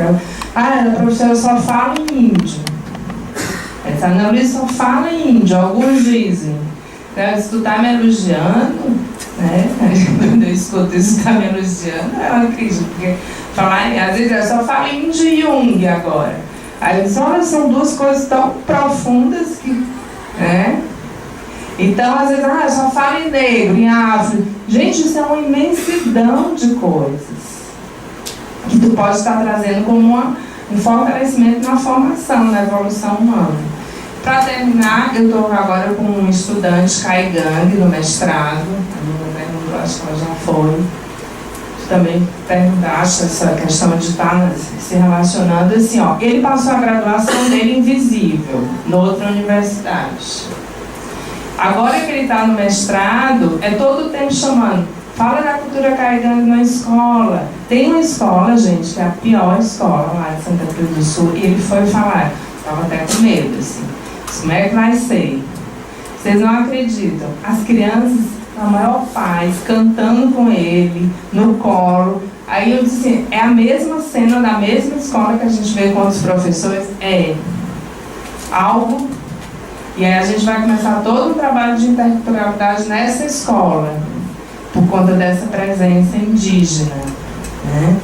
Então, a gente percebe assim, que não, é uma questão muito profunda a gente lidar com essa ressignificação da nossa própria cura que a gente precisa lidar na nossa educação, e que é possível.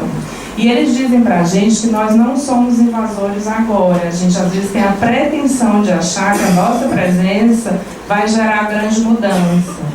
Que eles vivem isso o tempo todo. Então eles têm uma capacidade de uma alteridade, inclusive de querer viver essa diferença para eles perceberem quem eles são. Então eles não tenham medo que vocês não vão fazer muita diferença. Porque isso a gente já lida o tempo todo.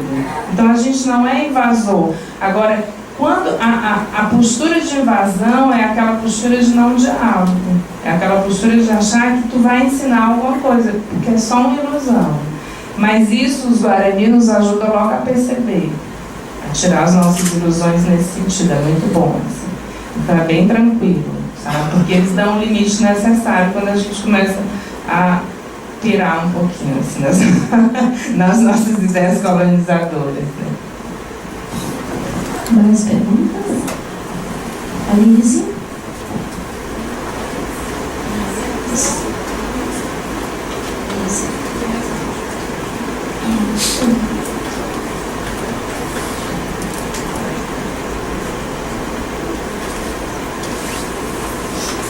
Bom dia, boa tarde, bom dia. Esse momento aí, que seja bom. Eu fiquei pensando um pouco a respeito da fala da Priscila, agora no final, da resposta que tu deu, né, para uma pergunta que foi feita, a respeito da questão do conhecimento, né? Pela universidade eu não fui preparada para trabalhar com o meu povo, acho que foi um pouco isso que eu anotei. E a parte que tu fala que o agressor também tem herança, né?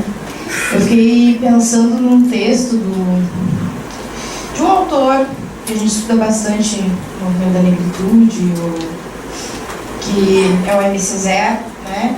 E ele tem um texto incrível que fala justamente isso, assim, no início do escrito dele, que é sobre colonialismo. Eu acho que faria sentido, assim, né? Só um pedacinho para a gente poder pensar. É um discurso sobre colonialismo. Ele diz assim: seria preciso estudar primeiro como a colonização se esmera em descivilizar o colonizador, em embrutecê-lo, na verdadeira acepção da palavra, em degradá-lo, em despertá-lo para os instintos ocultos, para a cobiça, para a violência, para o ódio racial, para o relativismo moral. E mostrar que sempre há uma cabeça degolada e um olho esvaziado. E aí ele segue. O Vietnã, a França, a Martinica e... Enfim, fiquei pensando um pouco disso, assim, né? Que hoje em dia, de certa forma, quando a professora traz... quando a professora Ana Luísa traz essa necessidade, né, de ressignificar o compromisso com a palavra, né? Pensar a verdade de todos nós, de alguma forma, negros, brancos, indígenas, enfim... Para essa mudança qualitativa acontecer, né, a gente está falando de algo realmente bem profundo, assim, bem arraigado, né? Então, não é uma pergunta, na verdade é mais para pensar os efeitos disso pro epistemicídio, quando tu contas, né, que não estudou sobre o teu povo, é isso que eu senti também ao longo da graduação. A gente, enquanto talvez tenham te dito, talvez para ti também, e para mim também, né, tu só fala de índio, tu também só fala de negro, né, só isso, só racismo. Então, em geral, os brancos só falam deles mesmos também. A diferença é que eles não são marcados, né? O lugar que eles ocupam no mundo, né, em geral, não é marcado. Essa que é a questão. Então, eu estou estudando os italianos não sei o quê, os holandeses não sei onde, o povo brasileiro blá blá blá, e no fim a gente está falando, é sempre gente branca, né? A partir de uma perspectiva branca. Então, visibilizar isso, assim, também é importante para a gente pensar essas estratégias de resistência a essa lógica de epistemicídio, ou de racismo epistêmico, ou de colonialidade do saber, ou o nome que a gente quiser dar, para isso que sempre volta, né, nessa sociedade, assim. Fiquei pensando um pouco nisso, e a questão do perspectivismo que a senhora fala, né, não sei se foi cosmovisão, cosmogonia, me lembra um pouco a obra do professor Renato Nogueira, da Federal do Rio de Janeiro, né, ele trabalha com a ideia de afroperspectividade, né, ou filosofia afroperspectivista, que que é a minha perspectiva metodológica do mestrado, que vai falar um pouco disso, assim, né? Que a gente vive, que se a gente consegue entender que cada um de nós traz consigo determinado valor, determinada cultura, cosmogonia, forma de perceber o mundo, se relacionar com ele, e conseguir lidar com isso no dissenso, a probabilidade de a gente tornar a nossa convivência mais rica, né, é grande. E se a gente consegue levar isso para dentro das escolas, se a gente consegue levar isso para dentro dos nossos espaços de trabalho, para dentro dos espaços onde a psicologia se insere, mas não só a psicologia, porque isso é muito maior que a psicologia, né?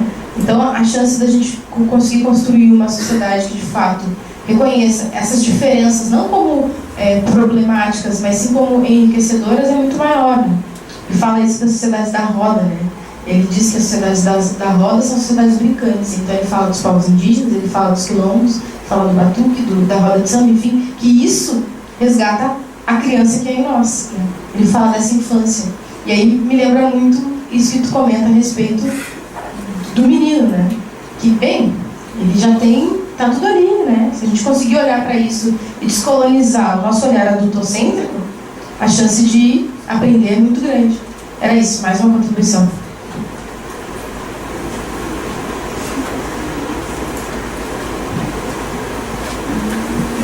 Primeiramente, boa tarde. Muito obrigado pelas contribuições aqui, ou pela grande instrução, tanto das psicólogas quanto dos colegas que perguntaram. Meu nome é Rafael. Eu queria saber, assim, falando de indígenas, a gente também fala dessa questão espiritual, e os não indígenas, principalmente brancos, em sua maioria, né, tem uma certa dívida espiritual, kármica, com os povos indígenas. Se existem muitos brancos, principalmente, interessados em projetos que tratem da saúde mental indígena, se tem muitas pessoas envolvidas tanto no trabalho de vocês quanto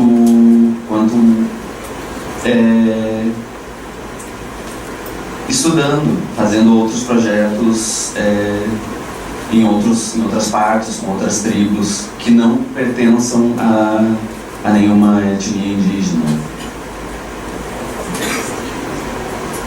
Pesquisas e trabalhos voltados mais profissionais mesmo.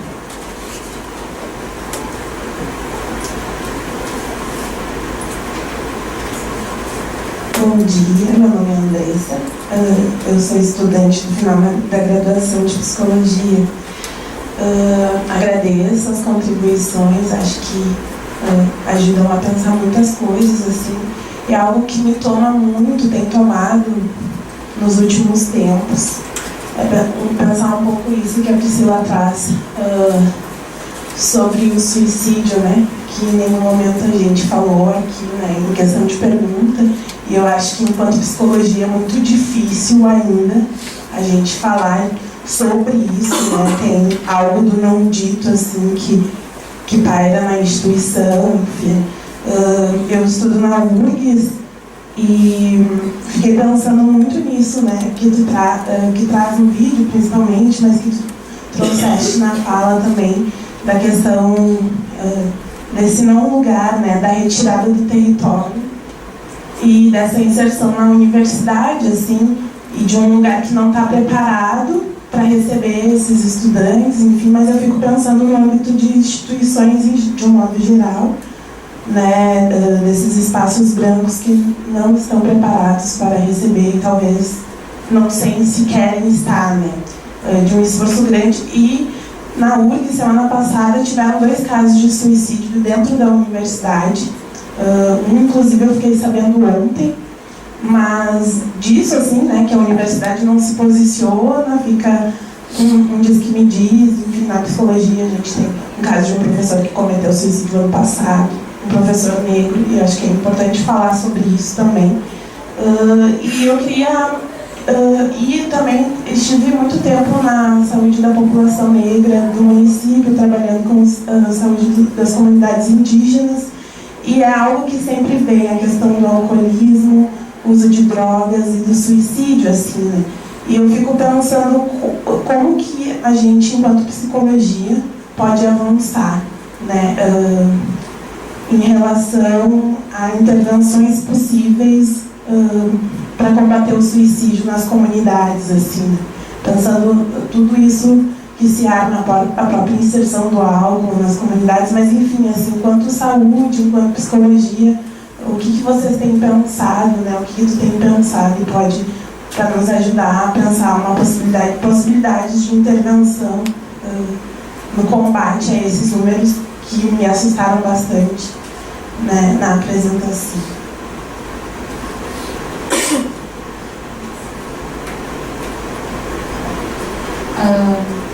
Sobre a pesquisa, como que é o nome, Lisiane? Achei ótima a tua contribuição. É realmente essa reflexão que a gente tem que ter, né?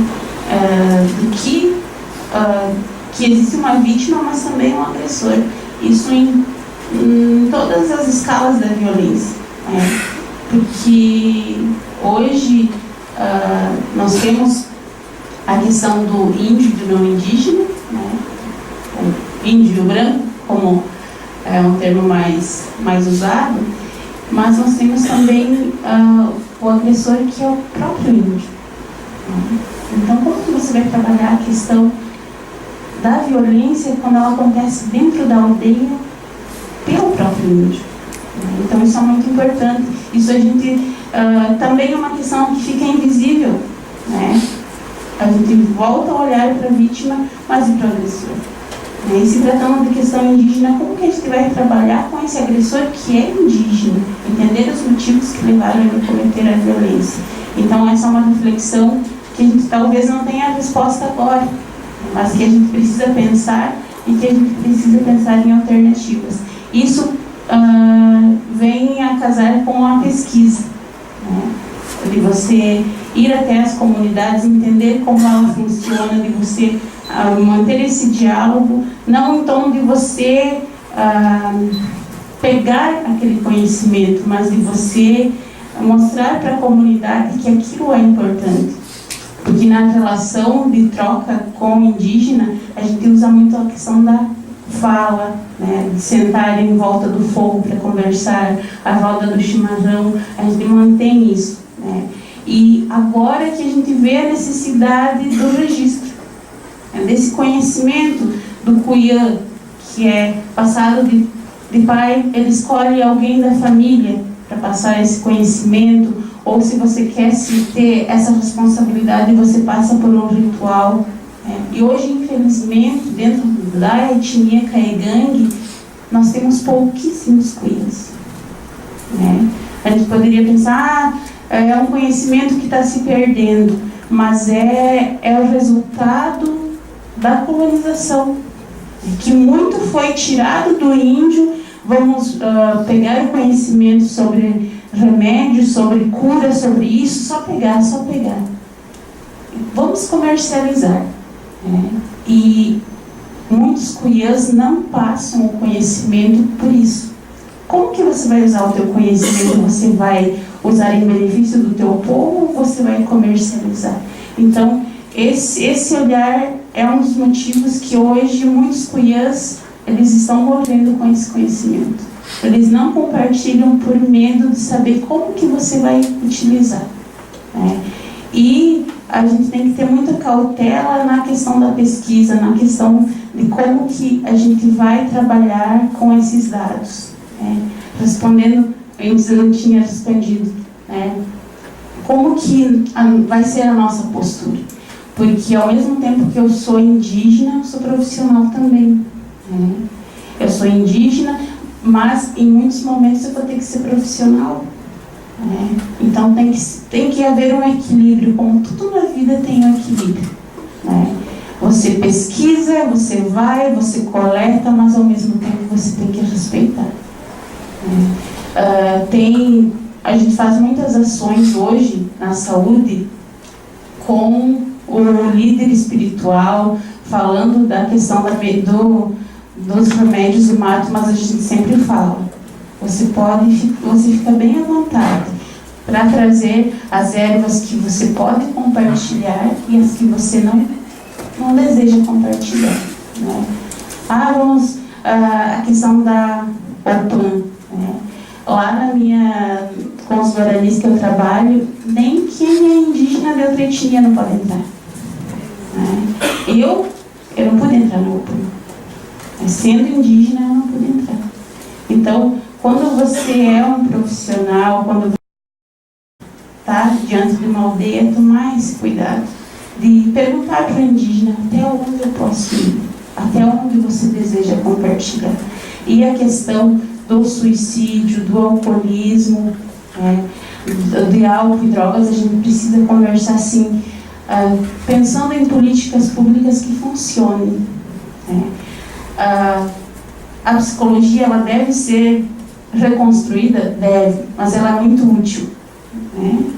Senão não seríamos psicólogos, né? A gente sabe que ela funciona sim, mas com cada realidade vai ser diferente, né? É esse olhar que a gente tem que desconstruir, que ela pode ser construída, reconstruída a todo momento.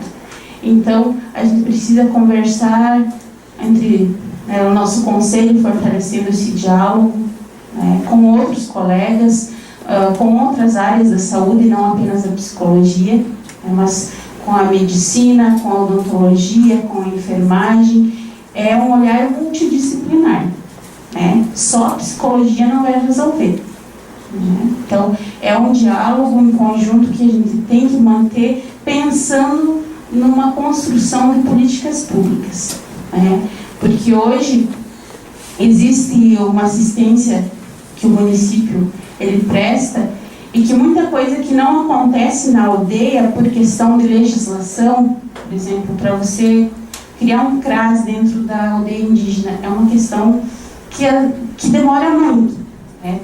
Tem registro de poucas aldeias que tem CRAS dentro da comunidade, então o indígena vai ter que sair da aldeia.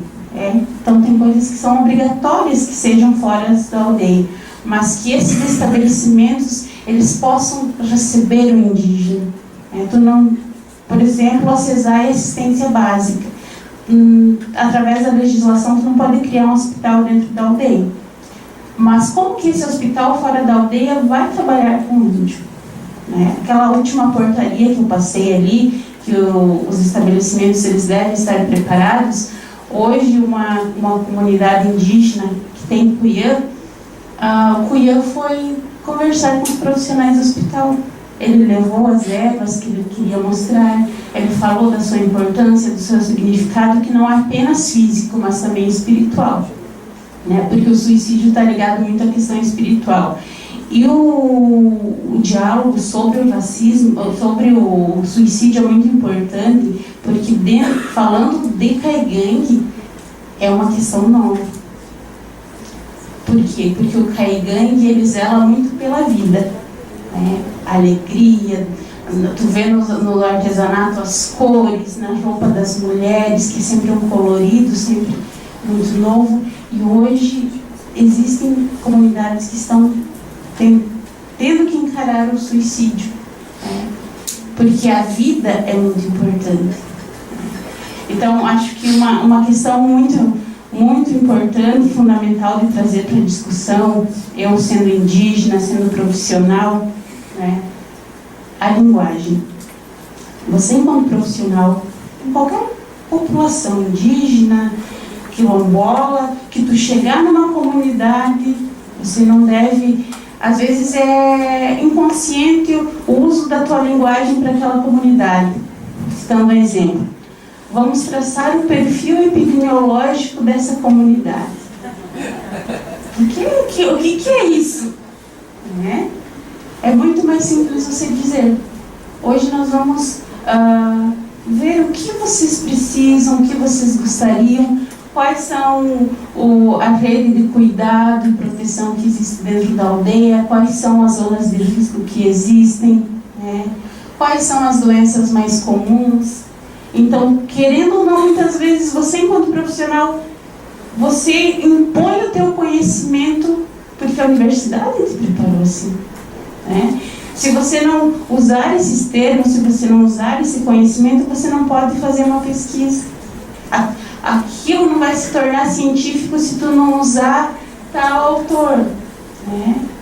Por quê? Porque menospreza o conhecimento da pessoa que vive aquilo, né? Parece que o discurso de um cacique, o discurso de alguém que vai conversar dentro com os acadêmicos, não faz sentido para ela. Mas se fosse um autor conhecido, se fosse que tivesse publicado muitos livros, muitos artigos, ela teria um lugar diferente. A importância da nossa voz, né? Então, essa também é uma estratégia que nós enquanto psicólogos, nós enquanto profissionais temos que usar muito, saber usar, né, o nosso conhecimento, porque a gente vai estar no mesmo padrão da colonização, né? As nossas escolas eram o pai conversando, ensinando a matemática no artesanato, né? E hoje para você tem que ir na escola, você tem que uma questão de vivência que eu percebo, o motivo hoje da evasão escolar, que é muito grande. Na época da ditadura militar, a escola veio nas comunidades através da igreja, principalmente da igreja católica. E veio com um padrão: vamos padronizar os índios, vamos catequizá-los, vamos manipulá-los, né? E muitos indígenas recuaram. Eu não quero isso para mim. Eu não quero esse conhecimento que eu não sei de onde vem e dizem que é melhor que o meu. Então, hoje, muitos pais, muitos indígenas acabam dizendo assim: eu não vou mandar o meu filho para a escola porque ele vai voltar diferente. Ele não vai valorizar a cultura dele, né? Então, é isso que a gente tem que trazer para a discussão também. Qual que é o ensino que nós queremos? E batalhar para isso, né? Que se criem políticas públicas que nas grades curriculares, não apenas na universidade, mas desde lá da educação infantil, que se fale sobre a questão indígena, que se fale sobre a questão negra do país, que se fale a verdadeira história que aconteceu. Não dos livros que, através dos livros, você não vai saber sobre índio, sobre negro. É trazendo quem vive sobre isso, quem sofreu com isso e quem sofre com isso. Então, é isso que o governo tem que fazer, né? Na minha fala vem muito governo, muitas políticas públicas, porque é isso, né? Hoje a nossa luta, a causa indígena, se você não tem a garantia, infelizmente não acontece. Então, seria mais ou menos isso.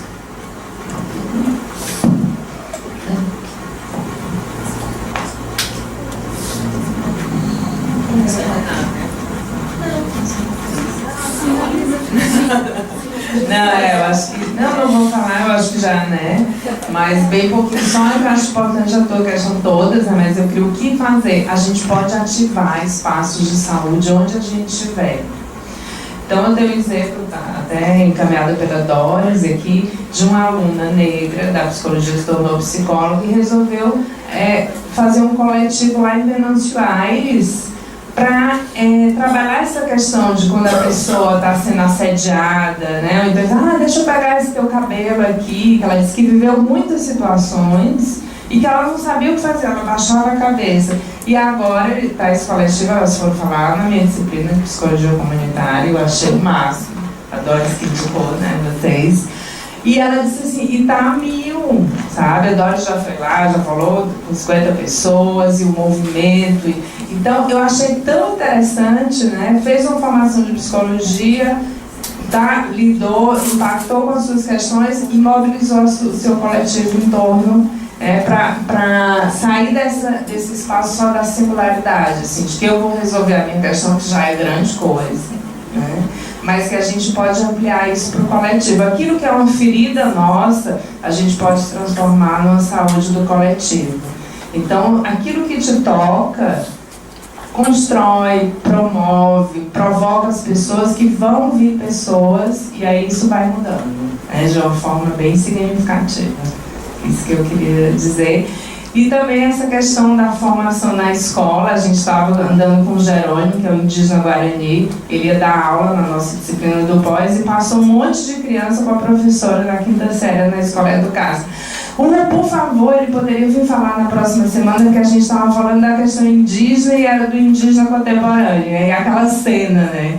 20 crianças da professora, os indígenas, eu e a gente negociando ali, e as crianças vendo a questão do indígena de verdade. Aí ele já vai dar aula na próxima semana. Então, quando a gente começa a provocar, as coisas vão acontecendo e fluindo, e isso vai mudando a estética e o pensamento de uma universidade, de uma escola, de um educador, de um psicólogo, né, da nossa própria vida. Então, encerrando, gostaria de agradecer a fala da Ana Luísa, a fala da Priscila, as contribuições, né? Eu sempre saio desses encontros aqui do núcleo com a sensação e com o seguinte pensamento: como é que eu pude me formar sem saber dessas coisas? Isso me causa um certo incômodo e também um compromisso de voltar para os lugares onde eu atuo, eu trabalho, os colegas que se formaram comigo, de provocá-los também, mas não provocá-los no sentido técnico, que também elas colocam para a gente, que elas nos ensinam, de fazer os colegas também saírem desse lugar privilegiado, porque às vezes quando a gente escuta, e na nossa prática às vezes a gente também se pensa assim, né, no lugar privilegiado. Eu que trabalho com os imigrantes, eu também, como eles, consigo às vezes me ver num lugar que está um pouco privilegiado, mas assim, de provocar e de colocar os colegas tecnicamente assim, em outro lugar. Eu acho importante, isso fundamental, e toda vez que a gente escuta isso vem muito forte. Qual é o nosso compromisso, e a partir de tudo isso que a gente escuta, qual é a postura que a gente vai assumir como pessoas, né? Antes de tudo.